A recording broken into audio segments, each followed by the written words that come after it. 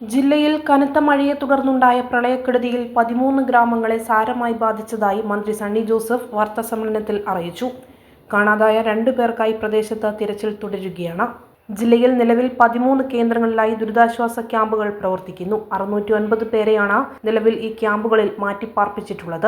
പ്രളയത്തിൽ വീടുകൾക്കുണ്ടായ തകർച്ച നിശ്ചയിക്കുന്ന നിലവിലെ മാനദണ്ഡങ്ങൾ പുനഃപരിശോധിക്കണമെന്ന് മുഖ്യമന്ത്രിയോട് ഔദ്യോഗികമായി അഭ്യർത്ഥിച്ചിട്ടുണ്ടെന്നും സണ്ണി ജോസഫ് പറഞ്ഞു. സംസ്ഥാനത്ത് 4,80,000-ലേറെ വൈദ്യുതി കണക്ഷനുകളാണ് തകരാറിലായത്.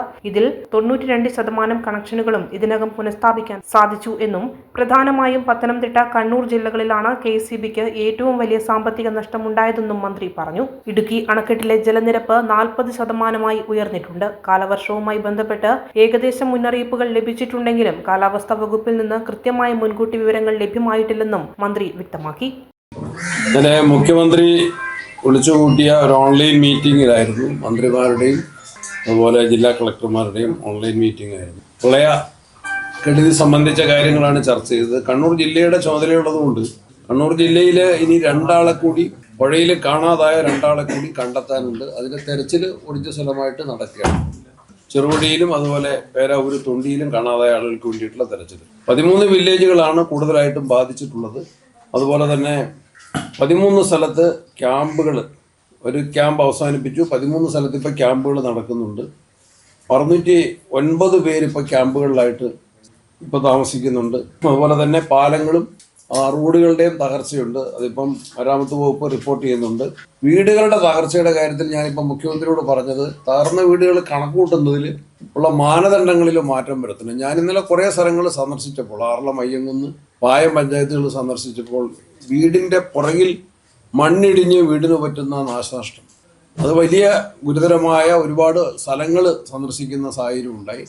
2018 വെള്ളപ്പൊക്കത്തിൽ കരിക്കോട്ടക്കരിയിലും എടക്കാനത്തും ഒക്കെ വീട് തകർന്നതിന് സമാനമായിട്ടുള്ള വലിയ സംഭവങ്ങളുണ്ട്. അത്തരം വീടുകളുടെ നാശനഷ്ടങ്ങളെയും പൂർണ്ണ നാശനഷ്ടമായിട്ട് പരിഗണിക്കണമെന്ന് ഞാൻ ആവശ്യപ്പെട്ടിട്ടുണ്ട്. പാലങ്ങൾ തകർന്നതിനുള്ള പുനഃസംവിധാനം എത്രയും വേണം എന്നാവശ്യപ്പെട്ടിട്ടുണ്ട്. ഈ കണ്ടെത്തേണ്ട 2 ആളുകൾ പുഴയിൽ കാണാതായത് അവർ മിസ് ചെയ്യുന്ന ആളുകൾ കാണുന്നുണ്ട്, പക്ഷെ കണ്ടെത്താൻ കഴിഞ്ഞിട്ടില്ല. അന്വേഷണം നല്ല നിലയിൽ പുരോഗമിച്ചുകൊണ്ടിരിക്കുകയാണ്. വൈദ്യുതിയുടെ കൂടി ചുമതലയുള്ളതുകൊണ്ട് അക്കാര്യത്തിലും ചെയ്യുന്ന കാര്യങ്ങൾ കേരളത്തിലൊട്ടാകെ 4,80,614 കണക്ഷനുകളാണ് തകരാറായത്. മഴയുമായിട്ട് ബന്ധപ്പെട്ട് 4,80,614 കണക്ഷനുകളാണ് തകരാറായത്. അതിൽ 92% അത് പുനഃസ്ഥാപിക്കാൻ സാധിച്ചു. 4,40,500 കണക്ഷനുകൾ, വൈദ്യുതി കണക്ഷനുകൾ പുനഃസ്ഥാപിച്ചു. 35,118 കണക്ഷനുകൾ ഇനി പുനഃസ്ഥാപിക്കേണ്ടതുണ്ട്. 2,892 ട്രാൻസ്ഫോമറുകൾക്കാണ് കേടുപാടുകൾ സംഭവിച്ചത്, ചാർജ് ചെയ്യാൻ സാധിക്കാതെ വന്നത്. അതിൽ 2,600 ചാർജ് ചെയ്തിട്ടുണ്ട്. വെള്ളം ഇറങ്ങിയാൽ ചാർജ് ചെയ്യാൻ സാധിക്കുന്നുണ്ട്. ചെറിയ അറ്റകുറ്റപ്പണി കൊണ്ട് ചാർജ് ചെയ്യാൻ സാധിക്കുന്നുണ്ട്. 2,892 ട്രാൻസ്ഫോമറുകൾ, ഇനി 290 എണ്ണമാണ് ബാക്കി ചാർജ് ചെയ്യാൻ ബാക്കിയുള്ളത്. 1,872 പോസ്റ്റുകൾക്ക് നാശം വന്നിട്ടുണ്ട്. അതും പുനഃസ്ഥാപിക്കുന്നതിനുള്ള നടപടികൾ സ്വീകരിക്കുക. ഏറ്റവും വലിയ നാശനഷ്ടം ഉണ്ടായത് പത്തനംതിട്ട ജില്ലയിലും പിന്നീട് കണ്ണൂർ ജില്ലയിലുമാണ്. കണ്ണൂർ ജില്ലയിൽ ശ്രീകണ്ഠപുരം സർക്കിളിന് കീഴിലാണ്. ശ്രീകണ്ഠപുരം സർക്കിളിന് കീഴിൽ വരുമ്പോൾ പയ്യന്നൂർ എക്സിക്യൂട്ടീവ് എഞ്ചിനീയറുടെ ചെറുപുഴ പോലുള്ള പ്രദേശം, ഇരിട്ടി എക്സിക്യൂട്ടീവ് എഞ്ചിനീയറുടെ കീഴിലുള്ള ഈ മലയോര പ്രദേശത്താണ് കൂടുതലായിട്ട് വൈദ്യുതി തകരാറുകൾ സംഭവിച്ചത്, നാശനഷ്ടങ്ങൾ സംഭവിച്ചത്. അത് പരിഹരിക്കാനുള്ള നടപടികൾ നമ്മുടെ ഡിപ്പാർട്ട്മെൻറ്റ് സ്റ്റാഫ് പൂർണ്ണമായിട്ടും നല്ല നിലയിൽ തന്നെ നടത്തിക്കൊണ്ടിരിക്കുകയാണ്. പിന്നെ നമ്മുടെ അണക്കെട്ടുകളിലെ ജലവൈദ്യ പദ്ധതികളുടെ അണക്കെട്ടുകളുടെ സ്റ്റോറേജ് ആവറേജ് 42.57% ഇപ്പോഴത്തെ ജലനിരപ്പ്. അതിലെടുത്തു പറയുന്ന ഇടുക്കിയിൽ ഇപ്പം 40% ജലനിരപ്പ് ഉയർന്നിട്ടുണ്ട്. പക്ഷെ കഴിഞ്ഞ വർഷം ഈ കാലത്ത് 73%. ഇടുക്കിയിൽ ഇത്രയും മഴ പെയ്തിട്ടും 40% ഇപ്പോൾ ജലനിരപ്പ്. കഴിഞ്ഞ വർഷം 73%. ഇത്രയാണ് എനിക്ക് മെയിനായിട്ട് പറയാനുള്ളത്. എല്ലാവരുടെയും സഹകരണം, ജനപ്രതിനിധികളുടെയും നാട്ടുകാരുടെയും എല്ലാ ഡിപ്പാർട്ട്മെൻറ്റുകളുടെയും ആത്മാർത്ഥമായ സഹായ സഹകരണങ്ങൾ ഇനിയും പ്രളയത്തിൻ്റെ കെടുതികൾ പൂർണ്ണമായിട്ടും തരണം ചെയ്യുന്നതിന് എല്ലാവരുടെയും സഹായ സഹകരണങ്ങൾ കൂടുതലായിട്ട് അഭ്യർത്ഥിക്കുകയാണ്. റവന്യൂ വകുപ്പും മറ്റെല്ലാ വകുപ്പുകളും, വൈദ്യുതി വകുപ്പും തദ്ദേശ സ്വയംഭരണ സ്ഥാപനങ്ങളും എല്ലാം വളരെ അലർട്ടായിട്ട് വർക്ക് ചെയ്യുന്നുണ്ട്. സന്നദ്ധ സംഘടനകളുടെ സേവനം ലഭിക്കുന്നുണ്ട്. അതിനെല്ലാം പ്രത്യേകം നന്ദി പറയുന്നു. എന്താണ് പറയാനുള്ളത്? വെറുതെ ഒരു വാക്കങ്ങ് ഉപയോഗിച്ചാൽ പോരണം. ഏകോപനം എന്ന് വെറുതെ അങ്ങ് പറയുന്നതിന് പകരം ഇപ്പം എല്ലാ സംവിധാനങ്ങളും ഫലപ്രദമായിട്ട് നടക്കുന്നുണ്ട്. ഇപ്പൊ നേരത്തെ മുഖ്യമന്ത്രിയുടെ യോഗത്തിൽ പറഞ്ഞു വന്നിരിക്കുന്ന പ്രതിഭാസം ചിലത് അത് കാലാവസ്ഥാ മുന്നറിയിപ്പിന്റെ പ്രശ്നമാണ്, ചിലത് മുന്നറിയിപ്പില്ലാതെ പെട്ടെന്ന് വന്ന മഴയുണ്ട്. അതിലൊക്കെ കൺസേൺഡ് ആയിട്ടുള്ള ഉദ്യോഗസ്ഥർ തന്നെ മറുപടി പറയുന്നതാണ് ഇപ്പം ഞാൻ കേട്ട് മനസ്സിലാക്കിയത്. ഏകോപനം ഇല്ലെന്നുള്ളത് തീർത്തും അടിസ്ഥാനരഹിതമാണ്. ഫലപ്രദമായ ഏകോപനത്തിലൂടെ കാര്യങ്ങൾ നിയന്ത്രണ വിധേയമാക്കിയിട്ടുണ്ട്. മുന്നറിയിപ്പുകൾ ഏതാണ്ട് കൊടുത്തിട്ടുണ്ട്, പക്ഷെ ഇത്ര കണ്ട് പ്രതീക്ഷിക്കാനുള്ള മുന്നറിയിപ്പ് നമുക്ക് കിട്ടിയില്ല. കാലാവസ്ഥാ മുന്നറിയിപ്പ് ഡിപ്പാർട്ട്മെന്റിൻ്റെത് കിട്ടിയിട്ടില്ല എന്നാണ് അവരുടെ മറുപടിയും പറഞ്ഞിട്ടുള്ളത്. അതാണ് ഇപ്പം ഞാൻ പറഞ്ഞത്. ഇടുക്കിയിൽ ഇപ്പം 40% വെള്ളമുള്ളതെങ്കിൽ കഴിഞ്ഞ പ്രാവശ്യം അത് 73% ഈ സമയത്ത്. ആഗസ്റ്റ് ആദ്യം 73% ഉണ്ടായിരുന്നത് ഇപ്പം 40% ഉയർന്നു. 30% ആയിരുന്നു, 10% വെള്ളം കൂടിയിട്ടുണ്ട് ഇടുക്കി. അത്രയും നമുക്ക് ആശ്വാസം. പിണറായി വിജയനായിരുന്നു ശരി എന്നൊരു തോന്നൽ ഉണ്ടാക്കാൻ LDF നരേറ്റീവ് ഉണ്ടാക്കുന്നതാണ് തോന്നി. ഏകോപനമില്ലായ്മ വിമർശനങ്ങൾക്ക് കാരണം അതാണ്. ആ ചോദ്യമേ ഉദിക്കുന്നില്ല. ആരായിരുന്നു ശരിയെന്ന് കേരളത്തിലെ ജനങ്ങൾ കൃത്യമായിട്ട് മറുപടി പറഞ്ഞിട്ടുണ്ട്. 2018-ലെയും 19-ലെയും വെള്ളപ്പൊക്കത്തിൽ പ്രളയ തട്ടിപ്പ് നടത്തിയവരാണ് ശരിയെന്ന് പറയാൻ പറ്റും. ഒന്നതിനേക്കാൾ കൂടുതൽ പ്രശ്നങ്ങൾ ഉണ്ടായിട്ടില്ല. അത് അവരുടെ രാഷ്ട്രീയ നീക്കമാണ്. അവരുടെ പാർട്ടിക്കകത്തുള്ള അഭിപ്രായ വ്യത്യാസം തീർക്കാൻ അവരുടെ സെൻട്രൽ കമ്മിറ്റിയുടെ റിപ്പോർട്ട് വായിക്കുക. പൊളിറ്റിയുടെ റിപ്പോർട്ട് നിങ്ങൾ വായിച്ചു ആരാ ശരിയെന്ന്.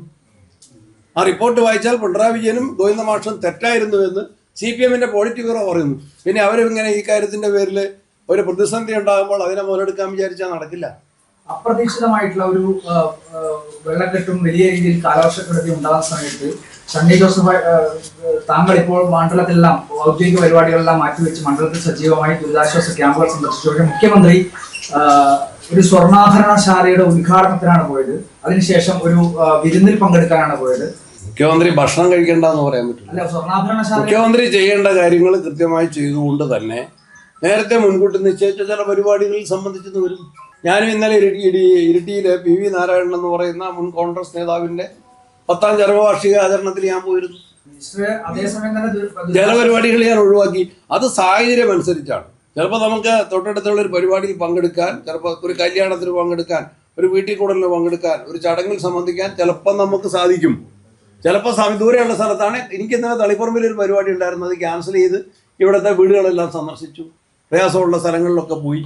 മുഖ്യമന്ത്രി ഔദ്യോഗികമായിട്ട് ചെയ്യേണ്ട കാര്യങ്ങളെല്ലാം കൃത്യമായിട്ട് ചെയ്തുകൊണ്ട് തന്നെ മുൻകൂട്ടി നിശ്ചയിച്ച ചില പരിപാടിയിൽ പങ്കെടുക്കുന്നതിനോ അല്ലെങ്കിൽ എവിടെയെങ്കിലും പോയി ഉച്ചഭക്ഷണം കഴിക്കുന്നതിനോ ഒരു തെറ്റുമില്ല. അതൊക്കെ തെറ്റായിട്ട് കാണുന്ന ദുഷ്ട മനസ്സിന്റെ ആ മാനസികാവസ്ഥയാണ് നമുക്ക് അപലപിക്കേണ്ടത്. അതിനോട് ചേർന്ന് ഹെലികോപ്റ്റർ യാത്ര അങ്ങനെയുള്ള വിവാദങ്ങളൊക്കെ വരുന്നുണ്ട്. അതൊക്കെ ഹെലികോപ്റ്റർ മേടിച്ചതല്ലേ വിവാദമായിരുന്നു. ഹെലികോപ്റ്റർ വാടകയ്ക്ക് എടുത്തു.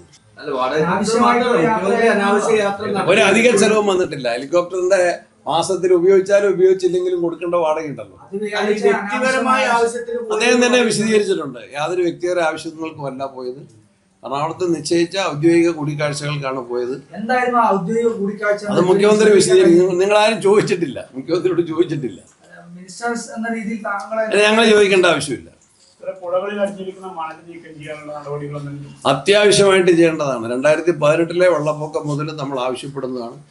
നിങ്ങളിപ്പോൾ കണ്ണൂരിൽ നിന്ന് വന്ന പത്രക്കാരുമാണെങ്കിൽ ഒന്ന് പാലപ്പുഴ പോയി നോക്കണം.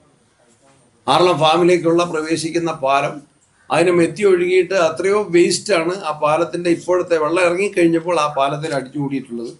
അതിൻ്റെ കാരണം എന്താണെന്ന് വെച്ചാൽ പുഴകളിൽ വെള്ളം കെട്ടി നിൽക്കുന്നതിനോ ഒഴുകുന്നതിനോ ഉള്ള സ്ഥലമില്ല. അവിടെ മണലടിഞ്ഞുകൂടിയിരിക്കുകയാണ്. അത് മാറ്റാനുള്ള ഒരു നടപടി സ്വീകരിച്ചിട്ടില്ല. മാറ്റുന്ന കാര്യം ക്യാബിനറ്റിൽ ചർച്ച ചെയ്തിരുന്നു. അതിന് ഉചിതമായ തീരുമാനം എടുക്കുമെന്നാണ് ഞാൻ പ്രതീക്ഷിക്കുന്നത്. അതാണ് അതിൻ്റെ ഒരു അതിനെ റിപ്പോർട്ട് ചെയ്യേണ്ട ഏജൻസികൾക്ക് ഈ മലയോര മേഖലയായ ചെറുപുഴയും ആലപ്പുഴക്ക് വലിയ രീതിയിലുള്ള നാശനഷ്ടങ്ങൾ ഉണ്ടായിരുന്നു. പക്ഷെ ഉത്തരവാദിത്തപ്പെട്ട ആരും അങ്ങോട്ട് തിരിഞ്ഞു നോക്കിയില്ല എന്നുള്ള വലിയ പരാതിയുണ്ട്. മാത്രമല്ല ജില്ലാ കളക്ടർ ഇന്നലെ നിങ്ങൾ പറയുന്ന ജില്ലാ കളക്ടർ ഇന്നലെ സന്ദർശിച്ച വാർത്തയാണ് ഞാൻ കണ്ടത്. സജീവ് ജോസഫ് MLA, അവിടുത്തെ MLA-മാര്, ഞാൻ ചന്ദനക്കാമ്പാറ പാലം പോയതും ആ സ്ഥലം ഞാനും MLA ഉൾപ്പെടെയാണ് പോയി കണ്ടത്. എല്ലാ സ്ഥലവും പോയി തീർന്നിട്ടില്ല. എല്ലാ സ്ഥലവും പോയി തീർക്കാൻ ഒരാൾക്ക് കഴിയില്ല. അപ്പോൾ പല ടീമായിട്ടാണ് പോകുന്നത്. ഞാൻ ഒന്നും കൂടെ ചെറുപുഴ കാണാതായ വ്യക്തിയെക്കുറിച്ച് വലിയ ആശങ്കയുണ്ട്. അദ്ദേഹം സന്നദ്ധ പ്രവർത്തകനാണ്. ഇന്ന് പത്രത്തിൽ വായിച്ചത്. അദ്ദേഹം ജീവൻ രക്ഷിച്ച ആളുടെ നന്ദിയാണ് പത്രത്തിൽ വായിക്കാൻ കഴിഞ്ഞത്. ഇനി ആ യാത്രയിലേക്ക് പോകണം, വൈകുന്നേരം മടങ്ങി പോകണം. അതിനുള്ളിലായിട്ട് സമയം കിട്ടുമെങ്കിൽ ചെറുപുഴ കൂടി പോകുന്ന കാര്യം ആലോചിക്കും. ഇപ്പോഴത്തെ സിറ്റുവേഷനാണ് ഞാൻ പറഞ്ഞത്. കഴിഞ്ഞ കൊല്ലം 73% വെള്ളം ഉണ്ടായിരുന്നിടത്ത് ഇപ്രാവശ്യം മഴ കിട്ടിയപ്പോൾ 40% ഉയർന്നു. ഇനി മഴ കിട്ടാമല്ലോ. അല്ല, വീഴ്ച വന്നിട്ടില്ല. ഇല്ല, അക്കാര്യത്തിൽ പരിശോധിക്കണം. ഞാൻ അതിന്റെ വിദഗ്ധനല്ല. ബന്ധപ്പെട്ട വകുപ്പ് എന്റേതല്ല. വകുപ്പ് എന്റേതല്ല. നിങ്ങൾക്ക് വിലയിരുത്താം. കാര്യം പരിശോധിക്കേണ്ടതാണ്. ഇന്നത്തെ യോഗത്തിൽ ഉൾപ്പെടെ അക്കാര്യങ്ങൾ ചർച്ചയായിരുന്നു. അത് വിശദീകരണം കിട്ടി. ഞാൻ പറഞ്ഞല്ലോ, അത് ബന്ധപ്പെട്ട ഉദ്യോഗസ്ഥരാണ് അത് വിശദീകരിക്കുന്നത്. അവർക്ക് കിട്ടിയ മുന്നറിയിപ്പുകൾ നൽകിയിട്ടുണ്ട് എന്നാണ് പറഞ്ഞത്. ഇല്ലില്ല, ഉദ്ഘാടനത്തിന് അത് സജ്ജമാകണ്ടേ. ബാറ്ററി സ്റ്റോറേജിന്റെ പ്രവർത്തനം ഞാൻ 4 സ്ഥലങ്ങളിൽ ഞാൻ വീക്ഷിച്ചു. ഞാൻ തന്നെ പോയിട്ട് പരിശോധിച്ചു. മയിലാട്ടിയിലും മുള്ളേരിയിലും ശ്രീകണ്ഠപുരത്തും തിരുവനന്തപുരത്തെ പോത്തൻകോടും സന്ദർശിച്ചു. ഒരു സ്ഥലത്ത് അതിൻ്റെ ബന്ധപ്പെട്ട ചീഫ് എഞ്ചിനീയറെ അയച്ചു. അരീക്കോട് പരിശോധന നടത്തി. ആ പ്രവർത്തനങ്ങൾ നന്നായിട്ട് തന്നെ പുരോഗമിക്കുന്നുണ്ട്. വേഗത്തിൽ തീർക്കാൻ വേണ്ടി ആണ് എല്ലാ നിർദ്ദേശങ്ങളും നൽകിയിട്ടുള്ളത്. ഈ പത്തനംതിട്ടയിലും റാന്നിയിലും ഉൾപ്പെടെ ഭരണപക്ഷ MLA-മാർ തന്നെയാണ് അതിനകത്ത് ഉദ്യോഗസ്ഥ തലത്തിലും ഭരണതലത്തിലും ഒക്കെ വീഴ്ചകൾ സംഭവിച്ചു അവരെ ദുരിതാശ്വാസ ക്യാമ്പുകളിൽ. അപ്പോൾ സത്യസന്ധമായ വിലയിരുത്തലായിരിക്കും. MLA-മാർക്ക് അഭിപ്രായം പറയുന്നതിന് എന്താ തെറ്റ്? അവർക്ക് സജീവമായിട്ടുണ്ട്. ഇന്നലെ പത്തനംതിട്ട MLA ടൗണ് വൃത്തിയാക്കുന്ന, വ്യാപാര സ്ഥാപനങ്ങൾ വൃത്തിയാക്കുന്ന രംഗം കണ്ടത്. ആ ഇനീഷ്യേറ്റീവിന് പ്രത്യേകമായിട്ട് അപ്രീഷിയേറ്റ് ചെയ്യുന്നു. അത് വിലയിരുത്തുമ്പോൾ ജില്ലാതലത്തിലുള്ള പത്തനംതിട്ടയുടെ ചാർജുള്ള ആളുകൾ അത് വിലയിരുത്തും. പോരായ്മയുണ്ടെങ്കിൽ തിരുത്തും. എന്തെങ്കിലും കുറ്റകരമനാവസ്ഥ ഉണ്ടെങ്കിൽ അത് പരിശോധിക്കും. മുഖസ്തുതി പറയുന്നവരല്ല ഭരണകക്ഷി MLA-മാർ. ക്രിയാത്മക വിമർശനം നടത്താനും അവർക്ക് അവകാശമുണ്ട്. പരിശോധിക്കും. അങ്ങനെ വിമർശിക്കാനും അവകാശമുണ്ട് MLA-മാർക്ക്. MLA-മാർ ഞാൻ നേരത്തെ പറഞ്ഞല്ലോ, സർക്കാരിന്റെ മുഖസ്തുതി പറയലല്ല, ജനങ്ങളുടെ പക്ഷത്ത് നിന്ന് തെറ്റുകൾ ഉണ്ടാകുന്ന ചൂണ്ടിക്കാണിക്കുക. ഞാൻ പറഞ്ഞിട്ടില്ലേ, ഇരിട്ടിയിൽ വെള്ളപ്പൊക്കം ഉണ്ടായപ്പോൾ ഇന്ന കാര്യങ്ങൾ ചെയ്യണമെന്ന് പറഞ്ഞിട്ടില്ലേ, ഉരുളൊട്ടം ഉണ്ടായപ്പോൾ പറഞ്ഞിട്ടില്ലേ? അത് ഏത് ഗവൺമെന്റ് നോക്കിയിട്ടല്ല. ഇപ്പോഴും മേടിക്കേണ്ട ആവശ്യതയുണ്ട്. വാങ്ങിക്കൊണ്ടിരിക്കുക. അതിന് ദീർഘകാല അടിസ്ഥാനത്തിലുള്ള പദ്ധതികളെ നടപ്പിലാക്കണം. അതാണ് ആലോചിക്കുന്നത്. എന്താ അഭിപ്രായം? എന്താ അഭിപ്രായം പറഞ്ഞു? താങ്കളുടെ അഭിപ്രായം എന്താ? അത് ഞാൻ എല്ലാവരുടെ അഭിപ്രായം കേട്ടിട്ട് പറയാം. അഭിപ്രായം ഉണ്ടോ? വേണ്ടാത്ത അഭിപ്രായം ഉള്ളവരും പറഞ്ഞു. എല്ലാ അഭിപ്രായങ്ങളും പരിഗണിച്ച് തീരുമാനിക്കാം. ഇല്ല, അതിപ്പോ ഞാൻ ആലോചിച്ചിട്ട് പറയാം. എല്ലാവരുടെ അഭിപ്രായങ്ങളും കേൾക്കാം. ജിമ്മേനി ഞാൻ പറഞ്ഞപ്പോൾ എതിർപ്പ് വന്നു. എതിർപ്പുകളെ മാനിക്കുന്നു. പ്രതിപക്ഷ നേതാവ് എതിർത്തു. അതിനു മുമ്പ് രാജ്മോഹൻ ഉണ്ണിത്താൻ MP എതിർത്തു. സന്ദീപ് വാര്യർ MLA പറഞ്ഞു രാജിവെക്കുന്നു. അദ്ദേഹത്തിന്റെ രാജി ഇപ്പൊ ഞാൻ ആവശ്യപ്പെടുന്നില്ല. പദ്ധതി വേണ്ട.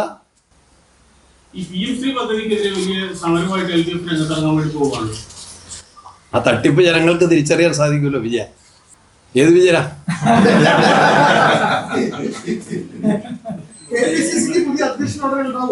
നിങ്ങൾക്ക് എന്താ തിരക്ക്?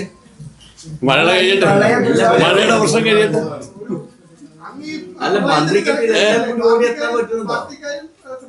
അത്യാവശ്യം ഞാൻ മാത്രമല്ലോ. APCC അതിശക്തമാണ്. ഞാൻ മാത്രമല്ല, ടീം ഓഫ് ലീഡേഴ്സ് ആണ് കോൺഗ്രസിനെ ശക്തിപ്പെടുത്തുന്നത്. ജില്ലാ കമ്മിറ്റികളുണ്ട്, എല്ലാ ഘടകങ്ങളും ഉണ്ട്. സംഘടനാ കാര്യങ്ങൾ ഞങ്ങൾ ആലോചിക്കാം. അല്ല, കണ്ണൂർ ജില്ലയിൽ മഴക്കെടുതി ഏറ്റവും കൂടുതൽ ബാധിക്കുന്നത് മിനിസ്റ്ററുടെ മണ്ഡലത്തിലാണ്. KCB ആണെങ്കിൽ ഈ പറഞ്ഞതുപോലെ വലിയ നഷ്ടം, അങ്ങനെയുള്ള കാര്യങ്ങൾ. ഈ വകുപ്പ് നോക്കണോ, പാർട്ടി നോക്കണോ? രണ്ടും നോക്കാം. തൽക്കാലം വലിയ കുഴപ്പമില്ലാതെ നോക്കാം. ഹൈക്കമാൻഡുമായിട്ട് ബന്ധപ്പെടും. സ്വകാര്യ ചടങ്ങുകളിലൊക്കെ പങ്കെടുക്കുന്ന ഈ സമയത്ത് ഒഴിവാക്കേണ്ടതല്ലേ ഈ അതൊക്കെ ഞാൻ പറഞ്ഞില്ല. അതൊക്കെ depends upon the time factor. സമയം ഉണ്ടെങ്കിൽ ഞാനിപ്പോ ഇന്ന് വിളിക്കൽ ഒരു കല്യാണത്തിന് പോകുന്നുണ്ട്. ഞാൻ പറഞ്ഞ depends upon the time factor. സമയം കിട്ടുമെങ്കിൽ ഇരിട്ടി ടൗണിൽ ഇപ്പോൾ ഒരു പരിപാടി ഉണ്ടെങ്കിൽ, ഒരു ഷോപ്പിൽ കാണണത്തിന് എന്നെ നേരത്തെ വിളിച്ചതാണെങ്കിൽ ഞാൻ ഇരിട്ടി കൂടെ കടന്നു പോകുമ്പോൾ നാടൻ മുറിക്കും. വിളിക്കൽ വഴി പയ്യാവൂരേക്ക് ചെറുപുഴയ്ക്ക് പോകുമ്പോൾ ഒരു സുഹൃത്തിന്റെ മകന്റെ കല്യാണം ഉണ്ട്, അവിടെ പോയിട്ട് ഭക്ഷണം കഴിക്കും. മുഖ്യമന്ത്രി എറണാകുളത്ത് വന്നാണ് നാടൻ മുറിച്ചത്. അതൊക്കെ ചിലപ്പോൾ ചെയ്യേണ്ട വരുന്നേ. എറണാകുളംകാരനല്ലേ മുഖ്യമന്ത്രി. തിരുവനന്തപുരത്ത് ഒരു കാര്യത്തിനും ഒരു കുറവും വരുത്തിയിട്ടില്ല. എല്ലാ ജില്ലകൾക്കും ചുമതല കൊടുത്തിട്ടുണ്ട്.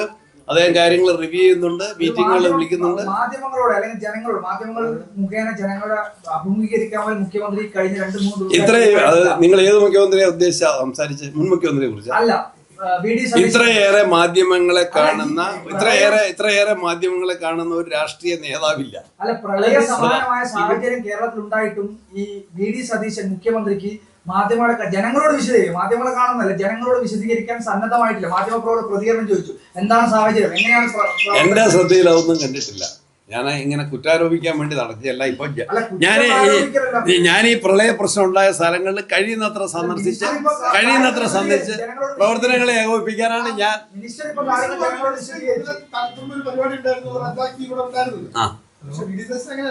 അത് ഡിപ്പെൻഡ്സ് അപ്പോൺ ദ പ്രോഗ്രാം. ഞാൻ പറഞ്ഞല്ലോ, പരിപാടിനെ ആശ്രയിച്ചിരിക്കും, സമയത്തെ ആശ്രയിച്ചിരിക്കും. ഞാൻ തളിപ്പറമ്പ് ഞാൻ പോകുന്നുണ്ടായിരുന്നു, ഞാൻ അവിടെ കയറുമായിരുന്നു. അല്ല, സണ്ണി ജോസഫ് ഈ കാര്യങ്ങൾ മാധ്യമങ്ങളോട് വിശദീകരിച്ചു. പക്ഷെ എന്തുകൊണ്ടാണ് മുഖ്യമന്ത്രിക്ക് അത് വിശദീകരിക്കാൻ കഴിയാത്തതെന്നാണ് അദ്ദേഹത്തെ തന്നെ കാണും. നിങ്ങൾക്ക് ചോദിക്കാം. Thank you.